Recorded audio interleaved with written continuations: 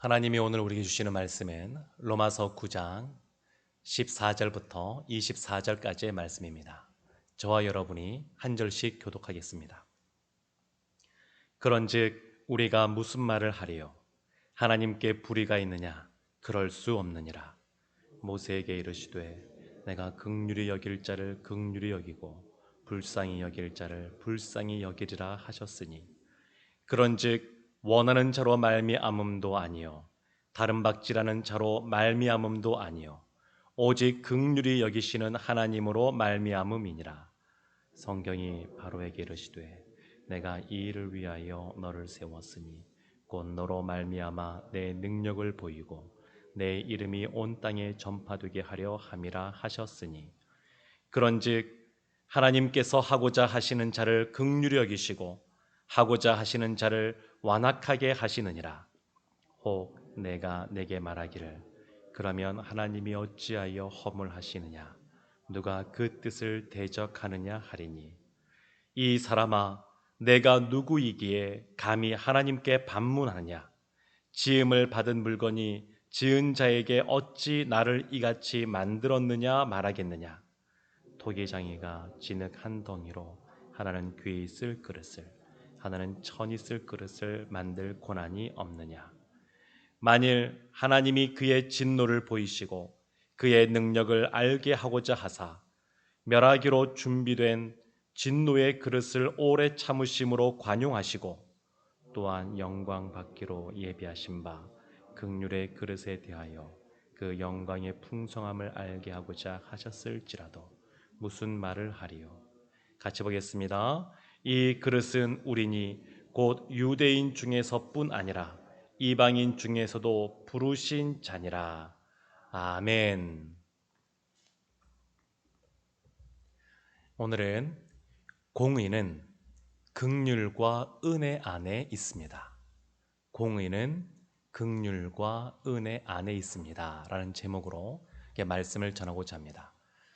우리가 잘 아는 예수님의 비유 중에 탕자의 비유라고 있습니다. 둘째 아들이 아버지를 할 수 없는 말인데 유산을 먼저 달라. 그래서 그것을 가지고 가서 허랑방탕한 삶을 살다가 다 모든 것을 허비한 이후에 아버지께 돌아가서 나를 품꾼 중에 하나로, 일꾼의 하나로 써달라고 해야지 라고 하는 장면이 나옵니다. 그때 이 둘째 아들, 흔히 탕자라고 하는 이 아들이 아버지께 아버지 저를 품꾼의 하나로 써주세요 라고 말하기 전에 멀리서 그 아들을 기다리고 지켜보던 아버지가 달려와서 그 아들을 또 영접하는 것을 볼 수 있습니다. 그래서 이 탕자의 비유라고는 비유 말씀 보게 되면 둘째 아들을 통하여서 우리가 무엇인가 그 사건을 이해할 수도 있고 또 큰 아들을 통하여서도 그 사건을 이해할 수 있지만 그러나 이 사건의 주인공, 중심 인물은 누구냐면 아버지입니다. 아버지. 그러니까 그 아버지를 큰아들이 이해하지 못하는 겁니다. 큰아들 입장에서는 충분히 그러한 이의를 제기할 수 있습니다. 아버지, 어찌 이 둘째는 모든 것을 가지고 와서 또 하나님 아버지께 불효하고 다 탕진하고 돌아왔는데 이렇게 잘 대해주시고 아버지와 함께 일하고 있었던 나는 뭔가 이렇게 잡아서 잔치도 베풀어 주지 않으셨는데 어찌 그럴 수 있습니까? 그런데 이러한 큰아들의 질문이 사실 사람인 우리도 할 수 있는 질문입니다. 아버지 공평하지 않은 것 아닙니까? 아버지가 불의한 것 아닙니까? 그렇게 질문하는 것이죠. 우리가 어제 봤던 오늘 본문 위에 보게 되면 하나님이 선택하셨습니다. 아브라함의 아들들 중에서 이삭을 선택하셨고 또 이삭의 자녀들 중에서 야곱을 선택하셨습니다. 거기에 대해서 질문을 할 수 있는 것이죠. 하나님 어찌 이럴 수 있습니까? 어찌 그럴 수 있습니까? 거기에 대해서 14절 오늘 처음 시작하는 본문의 말씀에 이렇게 말합니다. 하나님께 불의가 있느냐? 그럴 수 없느니라. 사도 바울이 분명하게 먼저 이야기를 합니다. 사람들이 의문을 제기할 수 있거든요. 하나님 어찌 뱃속에서부터 이 사람은 선택하고 이 사람은 선택하지 않을 수 있습니까? 근데 거기에 대해서 그렇지 않다. 하나님의 불의가 없다. 하나님의 공의에 문제가 없다라고 이 사도 바울이 분명하게 입장을 밝히고 있습니다. 명확하게 밝히고 있습니다. 그러면서 15절에 보면 모세의 이야기를 끌고 오는데 모세에게 하나님이 이르시기를 보게 되면 출애굽기 33장 19절에 나오는 말씀이거든요. 내가 긍휼히 여길 자를 긍휼히 여기고 불쌍히 여길 자를 불쌍히 여기리라. 긍휼히 여길 자를 긍휼히 여기고 불쌍히 여길 자를 불쌍히 여기느라. 출애굽기를 가보면 33장에 보면 어떤 말씀이 나오는 말씀이냐면 하나님께서 모세에게 좋은 것을 보여주시려고 하셨습니다. 그때 모세가 출애굽기 33장 18절에서 이렇게 말합니다. 모세가 이르되 원하건대 주의 영광을 내게 보이소서. 주의 영광을 보이소서. 이렇게 간청하니까 하나님이 거기에 대한 대답으로서 하신 말씀이 이 말씀입니다. 여호와께서 이르시되 내가 내 모든 선한 것을 내 앞으로 지나가게 하고 여호와의 이름을 내 앞에 선포하리라. 나는 은혜 베풀 자에게 은혜를 베풀고 긍휼히 여길 자에게 긍휼을 베푸느니라. 은혜 베풀 자에게 은혜를 베풀고 긍휼히 여길 자에게 또 긍휼을 베푼다. 그러니까 이 말을 이해하기가 인간 중심적인 사고 방식을 갖고 있는 사람들에게는 굉장히 이것이 이해하기가 어렵습니다. 이것이 무슨 말인가 생각할 수 있습니다. 예를 들면 이것은 이렇게 생각해 볼 수 있습니다. 고아원에 보육원에 부모가 없는 한 고아가 있었습니다. 그런데 마음씨 좋은 한 부부가 또 그 고아원을 방문하여서 그 중에 한 아이 왠지 불쌍히 여겨지는 마음이 들고 또 왠지 은혜를 베풀어 주고 싶고 그런 한 아이가 있어서 그 아이를 양자로 삼아서 데리고 왔습니다. 근데 그 아이가 그 아버지를 향하여 그 부모님을 향하여 아버지 어찌 그 고아원에 저렇게 많은 고아들이 있는데 왜 그들은 입양하지 않습니까? 아버지가 불의한 것 아닙니까? 아버지가 나쁜 아버지 아닙니까? 나쁜 사람 아닙니까? 이렇게 이야기한다고 생각해 보십시오. 지금 이것이 그런 겁니다. 그와 같은 겁니다. 하나님이 우리의 아버지 되시는 하나님께서 원래는 다 죽어 마땅한 사람들이거든요. 지금 모세의 이 사건 출애굽기 33장 그 앞에는 무엇이 나오냐면 금송아지 사건이 나옵니다. 모세가 하나님 앞에 나아가 있는 그 사이에 금송아지 우상을 만들었거든요. 10계명의 제1계명이 나 외에 다른 신을 두지 말라 이것인데 바로 그 우상을 만들었습니다. 다 죽을 수밖에 없는 사람들이었습니다. 다 진멸되어도 할 말이 없습니다. 거기에 대해서 모세가 목숨을 걸고 내어놓고 그래도 살려달라고 이렇게 간청하는 기도를 하게 됩니다. 그 장면에 나오는 이야기입니다. 사람은 다 아담이 죄를 지은 이후에 죽을 수밖에 없습니다. 죽을 수밖에 없는 것이 사람의 그런 모습입니다. 하나님의 심판을 받을 수밖에 없습니다. 그런데 그러한 상황에서 하나님이 은혜를 베풀어 주시고 긍휼히 여겨 주시고 불쌍히 여겨 주셔서 하나님께서 사람을 택하여 구원하는 것이 어찌 그것이 하나님의 불의가 되겠느냐 이 말입니다. 사람의 입장에서는 이해하기 쉽지가 않지만 하나님의 입장에서는 충분히 그럴 수 있다라고 우리가 이해할 수 있습니다. 예수님이 하신 또 비유 중에 포도원 품꾼 그런 비유가 있습니다. 아침에 일찍 나아가서 보니까 할 일 없어 이렇게 놀고 있는 사람들이 있습니다. 그래서 내가 너에게 하루를 일하면 한 데나리온을 주겠다. 그래서 그 사람을 데리고 포도원에 가서 일을 시켰습니다. 조금 좀 지난 다음에 몇 시간 지난 다음에 나가보니까 여전히 많은 사람들이 일거리가 없고 가정을 또 책임지고 가족을 먹여 살려야 되는데 놀고 있는 사람들이 있습니다. 불쌍히 여기는 마음으로 또 그 중에 몇 사람을 데리고 또 와서 포도원에서 일해라 그랬습니다. 점심때 되어서 나가보니까 여전히 이렇게 또 놀고 있는 사람들 또 있습니다. 불쌍히 여기는 마음으로 은혜 베푸는 마음으로 와서 일해라. 거의 해가 지기 직전에 나가보니까 여전히 하루 종일 일하지 못하고 기다리는 사람이 있습니다. 그래서 그 주인이 또 와라, 일해라. 그런데 마지막에 해가 다 떨어지고 나서 일을 마치고 나서 정산을 하는데 마지막에 늦게 온 사람 순서로 정산합니다. 늦게 온 사람에게 한 데나리온을 주었습니다. 그것을 보고 처음 온 사람들의 마음이 아마 흥분되었을 것 같습니다. 늦게 온 사람도 한 데나리온을 주었는데 우리는 얼마나 많이 줄까? 그런데 일찍 온 사람들, 먼저 와서 일한 사람에게도 동일하게 한 데나리온을 주는 겁니다. 그러니까 그들이 주인을 향하여 분을 내는 겁니다. 불평을 하는 겁니다. 어찌하여 이렇게 불의할 수 있느냐? 그러니까 거기에 대해서 예수님이 하시는 말씀이 뭐냐면 그렇지 않다는 겁니다. 마태복음 20장 15절을 보면 이렇게 말씀하고 있습니다. 내 것을 가지고 내 뜻대로 할 것이 아니냐? 내가 선함으로 내가 악하게 보느냐? 다 주님의 것이거든요. 다 하나님의 것이거든요. 하나님께서 만들 수 있는 그런 분입니다. 그러니까 사람의 생각으로 그것을 생각할 수가 없는 것인데 왜 이런 불만이 나오는 거냐면 사람들에게 있는 그런 이성을 가지고 합리성 이런 걸 가지고 마치 사람 간에 우리가 판단할 수 있는 내용을 하나님과의 사이에서 그렇게 생각을 하고 판단하려고 하다 보니까 문제가 생기는 겁니다. 인간들 사이에서 사람들 사이에서 생각할 수 있는 논리인데 그 논리를 창조주 하나님, 우리를 만드신 주인 되시는 하나님에게 그것을 적용하려고 하다 보니까 문제가 생기는 겁니다.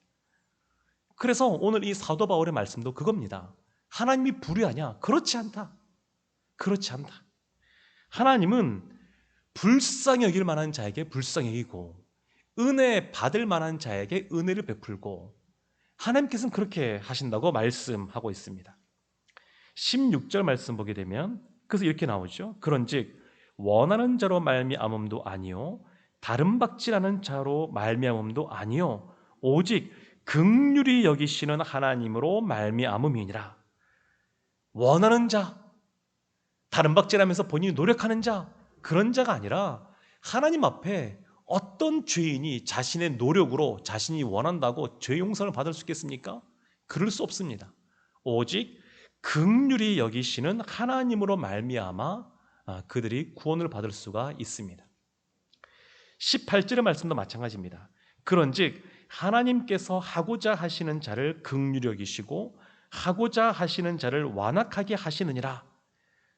하나님이 사람을 완악하게 한다는 것이 아니라 원래는 선한 사람인데 악하게 한다는 것이 아니라 원래 사람이 다 죄인이고 출애굽할 때 보게 되면 이집트에 애굽에 그 바로 왕이 있지 않습니까? 원래 마음이 완악한 자입니다. 하나님께서 내버려 두신다라는 겁니다. 신학적인 용어로 좀 어려운 말로 이것을 선택과 유기라 그러는데 유기 그냥 내버려 두시는 겁니다. 그것은 하나님께서 악하게 한 것이 아닙니다. 그냥 내버려 두신 겁니다.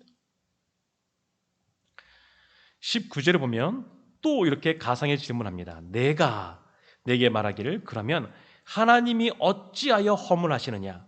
누가 그 뜻을 대적하느냐? 이렇게 묻는 것이죠. 사람들이 이성적으로 생각하면서 그러면 하나님이 선택하신다고 그러고 하나님이 은혜와 긍휼을 베풀어 준다 그러는데 또 완악한 자를 내버려 두신다 그러시는데 그러면 어찌하여 하나님께서 죄인이라고 하면서 심판하시느냐? 허물하시느냐? 이렇게 질문을 한다는 겁니다. 그 질문에 대해서 20절 보면 사도 바울이 이렇게 말합니다. 이 사람아, 내가 누구이기에 감히 하나님께 반문하느냐? 그러니까 사도 바울은 하나님 중심으로 생각하고 하나님께서 사람을 어떻게 바라보시는지 그 관점에서 이야기하는 것입니다. 사람은 하나님을 향하여 불의하다고 말할 수 있습니다. 인간적으로 생각하면 그럴 수 있습니다. 그런데 그렇지 않다는 겁니다. 이 사람아, 내가 누구이기에 너는 하나님이 토기장이 되시는 하나님께서 만드신 토기에 불과한데 너가 어찌 그것을 반문하느냐? 어찌 하나님을 불의하다고 하느냐? 그럴 수 없다라는 겁니다. 지음을 받은 물건이 지은 자에게 어찌 나를 이같이 만들었느냐? 이렇게 말할 수 없다라고 사도 바울이 분명하게 말하고 있습니다. 그러면서 이 토기장이 이야기를 합니다. 토기장이가 진흙 한 덩이로 하나는 귀히 쓸 것을 하나는 천이 쓸 것을 만들 고난이 없느냐? 있다라는 것입니다. 네, 있다라는 것입니다. 그래서 오늘 이 말씀을 보면서 우리가 어떤 생각을 하게 되냐면, 우리가 신앙생활하면서 교회도 마찬가지인데, 교회에서도 하나님의 공의 이 한쪽만 보고 어떠한 것이 불의한 것이 보이는 것처럼 여겨지는 부분이 있으면 세상적인 어떤 그러한 생각들을 가지고 와서 그걸 판단하는 분들이 계십니다. 잣대가 성경 말씀 하나님으로부터 오는 것이 아니라 세상에서 말하는 어떤 상식적인 것과 세상에서 말하는 어떤 이성적인 것, 논리적인 것을 가지고 와서 이것을 비판하시는 분들이 계십니다. 그러니까 교회에서 진행되는 모든 그런 운영 원리도 마찬가지고 이것은 성경적으로 하려고 하는 겁니다. 다 성경적으로 해야 됩니다. 예수 믿는 사람이 세상에서 바라볼 때 굉장히 윤리적인 사람이고 도덕적인 사람입니다. 예수 믿는 사람은 원래 그렇습니다. 그러나 윤리와 도덕을 지킨다 그래서 그 사람이 하나님의 사람도 아니고, 그리고 반드시 하나님 믿는 사람이 세상의 도덕과 윤리 가운데 꼭 일치하는 것도 아닙니다. 지금 동성애 문제가 우리나라도 굉장히 많이 문제가 논란이 되고 있고 또 이슈가 되고 있는데, 그런데 이미 선진국이라고 할 수 있는 몇몇 나라들 보게 되면 이것은 그들의 인권의 문제이고, 그것에 대해서 반대하는 사람은 도덕적으로도 문제가 있는 사람으로 그러한 지목을 받고 있습니다.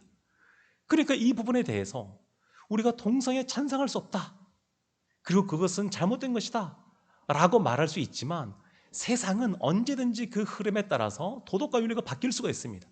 꼭 일치하는 것이 아닙니다. 그러니까 그것을 가지고 교회로 들어와서 왜 교회에서 그렇게 하지 않느냐, 인정하지 않느냐 라고 말할 수가 없습니다. 하나님을 향하여 불의하다고 말할 수 없습니다. 세상적인 것들이 교회 안에 들어오면 안 됩니다. 물론 교회는 대부분의 것을 보게 되면 굉장히 믿는 사람들이 도덕적 윤리적 뿐만 아니라 교회에서 운영되는 여러 가지 원리들도 굉장히 상식적입니다. 사람들이 생각할 때 그렇게 불합리한 것이 별로 없습니다. 굉장히 상식적입니다. 그러나 반드시 일치하는 것은 아닙니다. 그러니까 교회에는 하나님이 세우신 그러한 질서가 있습니다. 그 질서 안에서 이루어지는 겁니다. 세상적인 어떤 연륜이나 경험이나 또 그러한 어떤 그 지식을 가지고 판단할 수 있는 것이 아닙니다. 우리가 우리의 자녀를 대할 때도 마찬가지입니다. 그래서 교회 안에도 공의보다 앞서는 것이 뭐냐면 긍휼과 사랑과 은혜입니다. 어떤 그런 잣대 가지고 너무 이렇게 사람을 이렇게 판단하여서 그 사람과 공동체가 시험 들게 한다 그러면 그것은 하나님의 긍휼과 은혜와 사랑을 잊어버린 겁니다. 모르는 겁니다. 우리의 자녀를 향해서도 마찬가지거든요. 우리의 자녀가 무엇인가 잘못할 때에 공의의 잣대를 가지고 우리가 판단하고, 그리고 거기에 대해서 뭔가 양육을 할 수 있습니다. 또 그걸 해야 됩니다. 그러나 양육을 한다고 할 때에 우리의 자녀가 이만큼의 잘못을 했으니까 그에 똑같이 이만큼의 벌을 내리냐? 그렇지 않습니다. 부모가 자녀를 대할 때, 훈계할 때에 사랑의 마음을 가지고 또 은혜와 긍휼의 마음을 가지고 자녀를 대하게 됩니다. 지금 하나님이 우리를 향하여 대하실 때에 하나님의 공의의 잣대로 우리 가운데 그것을 들이대시면 이 자리에 있을 사람 아무도 없습니다. 아무도 없습니다. 하나님께서 그렇게 심판받아 마땅한 우리이지만 하나님이 긍휼히 여기시고 은혜 베풀어 주시고 사랑하여 주셔서 우리가 지금 이 자리에 있는 줄로 믿습니다. 사랑하는 성도 여러분, 오늘도 살아가실 때 우리가 하나님의 공의, 하나님께서 말씀하시는 그러한 질서 우리가 분명히 알고 있어야 됩니다. 그러나 그것만이 전부다가 아니라 주님이 주시는 그러한 긍휼과 은혜와 사랑의 마음을 가지고 우리가 이 세상을 살아가기를 원합니다.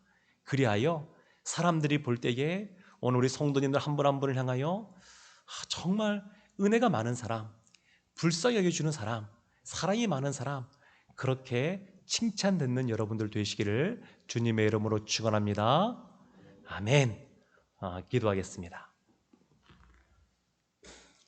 하나님, 오늘의 말씀을 통하여 다시 한 번 더 우리가 하나님의 얼마나 큰 은혜 가운데 있었는지, 하나님의 긍휼하심 속에 있었는지 하나님 돌이켜보게 됩니다.